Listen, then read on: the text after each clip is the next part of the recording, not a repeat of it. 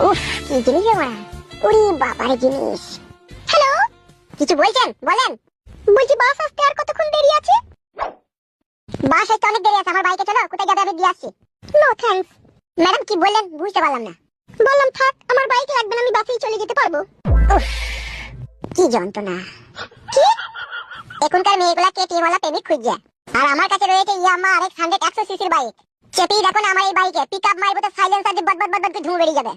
বললাম না no thanks, আমি বাইকে তেমন করি না।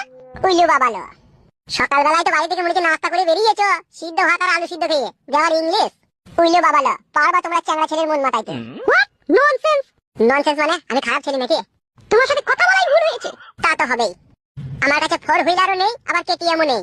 আমার কাছে আছে 2006 এর একটা পুরনো ইয়ামা RX 100 বাইক। এটাই কি আমাকে পছন্দ হবে তোমার, বলো? What do you mean? কি বলতে চাইছো কি তুমি? ও আমার পরাণ পাখি, যাস না তুই দিয়ে ফাঁকি। এই 15 মিনিট হলো তোকে ভালোবেসেছি। তুই যদি হোস আমারই ঘরের বধূ, ফুচকা খাওয়াবো, এক রোল খাওয়াবো, চাউমিন দিয়ে পকোড়া খাওয়াবো। ও আমার পরাণ পাখি, যাস না তুই দিয়ে ফাঁকি। মাথায় চুল নেই টাক পরা কাকুর বউ হতে। ও আমার চুলবুলু পাখি। What the hell you bloody dog?